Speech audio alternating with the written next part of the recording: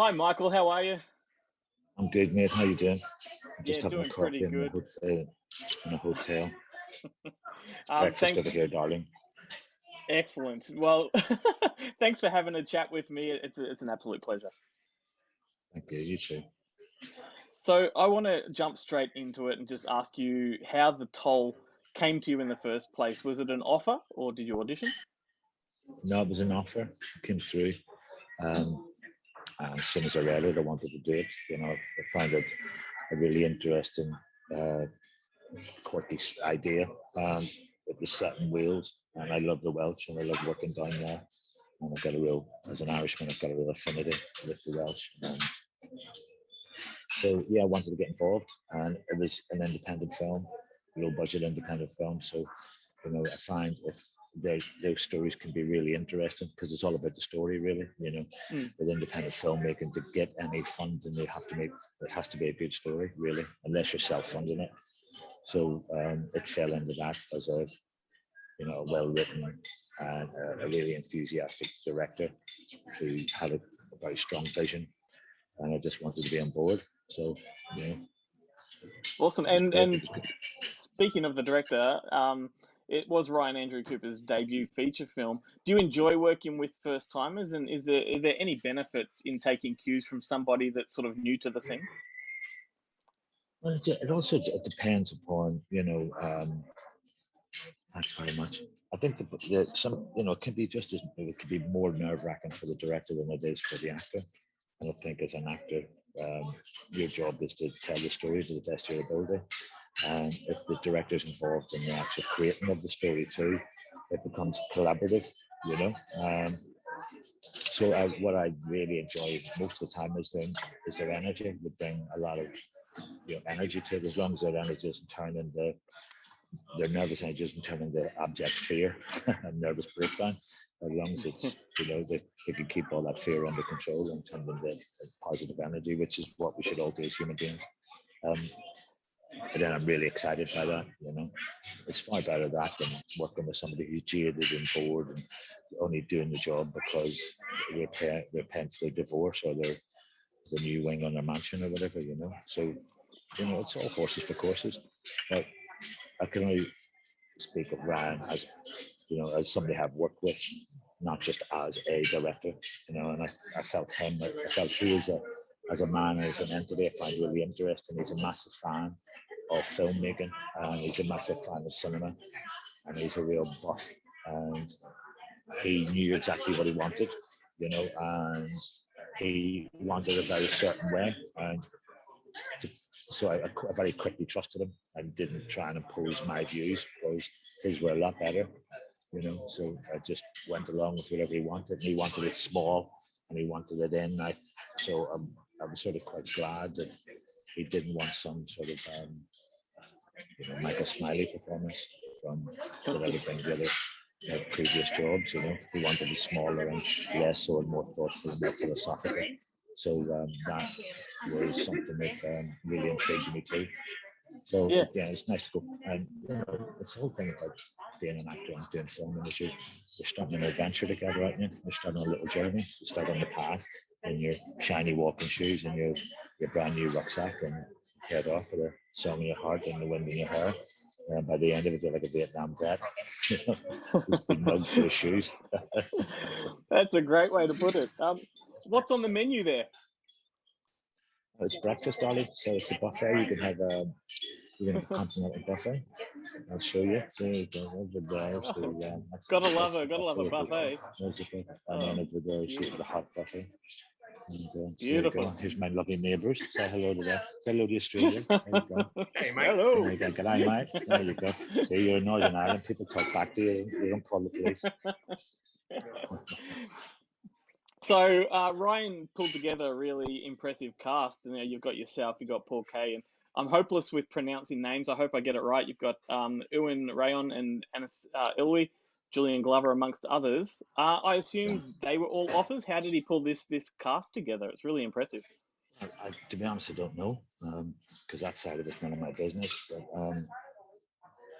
it's just to see that on the cast list that you're going to be for a low budget film shows that people had faith in the story and had faith in the Mm. director's vision.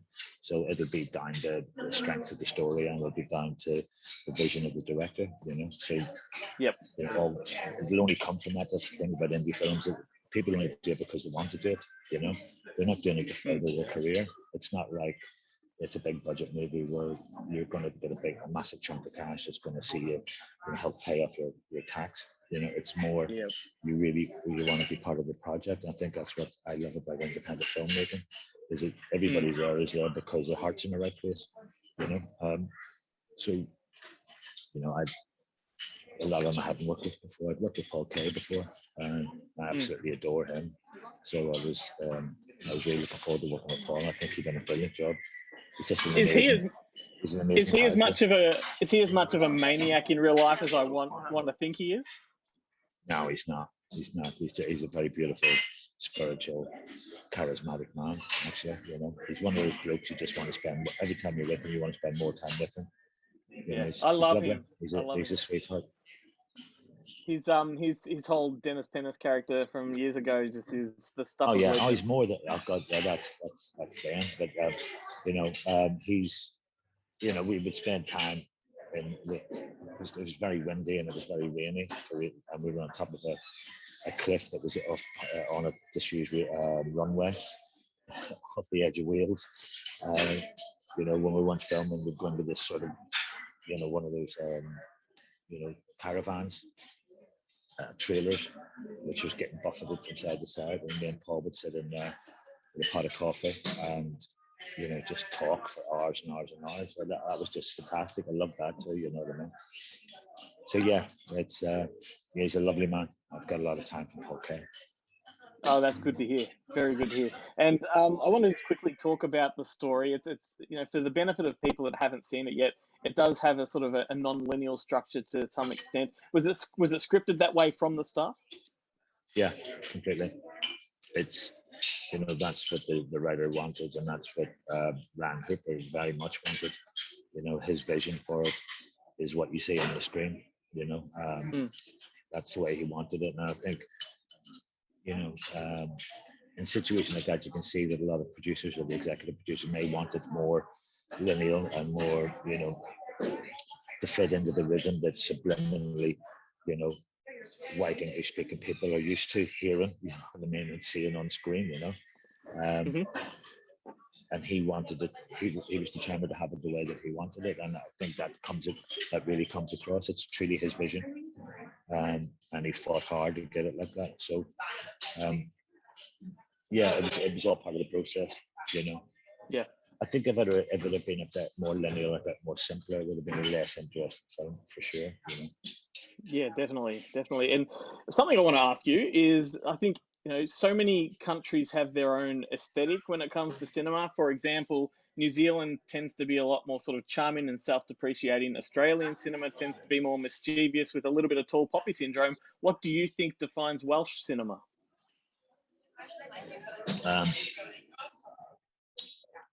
Probably everything that isn't English. Yeah. I think that so Wales, that was a joke there. Wales actually has a very strong sense of being Welsh. Even in the Welsh language, they have a word called hiraeth, which means a longing for that feeling that you're not quite home.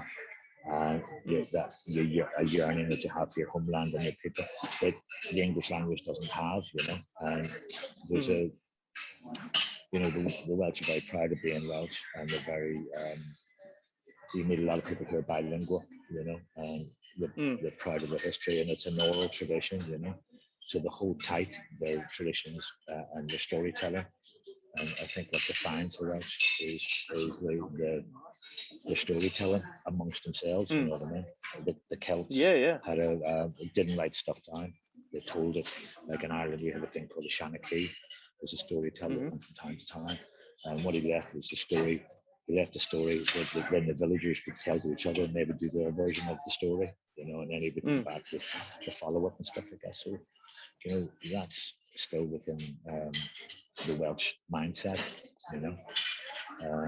So that I think when they get the chance to make those stories, that's what you're seeing. That's the quirkiness of it. That's they're not people pleasing. They're not trying to make it easy for you to understand them.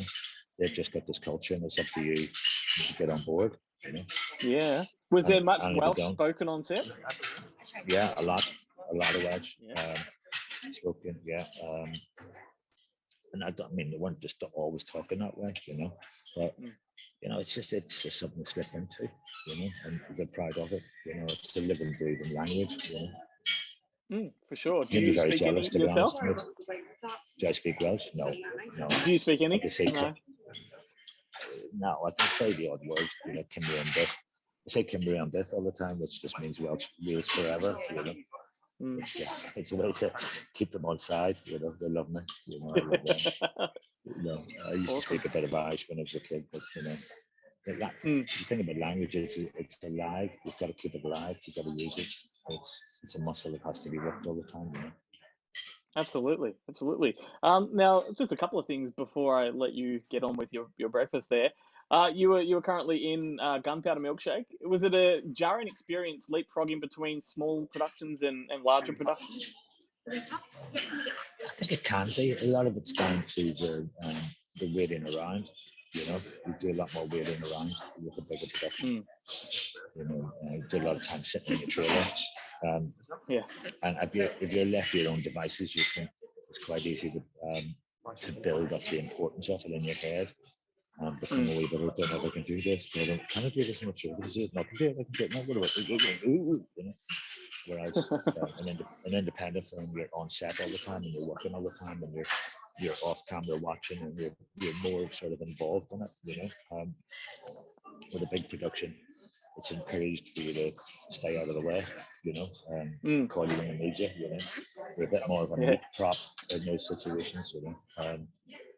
But you know, it's all part of the process of acting. You know, acting there's so many parts to it and environments, and you know, the budget will dictate, you know, where you are physically in the scheme of things, you know. Yeah, so, sure. Well, we were completely like, we were delighted when we saw you pop up in Gunpowder Milkshake. It was really great to see. Yeah. Haven't actually seen it myself, so I hope it was all right. Yeah, it was fun. We recorded a reaction video to it last week, and it was all thumbs up. All right, brilliant. Thank you. Look, before I let you get on with that, just as a final pitch to the people watching that haven't seen the film, why should people make the effort to check out The Toll? I think it's you know, it's something that's been made with love and it's been made with intelligence and heart and soul's in it. You know, there's a lot of heart and soul in it, and it's a quirky, interesting take on filmmaking. It's a great story, but it's a story that you've got to hang in there. It plays to your intelligence, it doesn't play to your stupidity, you know. So, but it's at the same time, it's a lot of fun, and there's a lot of mental characters in it. You know, and it's a great wee ride. I enjoyed it, and I think it's a really brave first take as a director, you know. And as a film buff, you know your films, you'll see a lot of influences in it, and you'll enjoy the influences that are there for that reason, you know. So it's got a Tarantino-esque sort of vibe to it in that sense, you know. Yep, for sure. Well, I hope everybody gets on board because it's well worth the watch. But thank you so much for your time, and I hope you enjoy your breakfast. You've made me hungry. I've had it now. I'm just on the coffee, darling. All right. Well, same.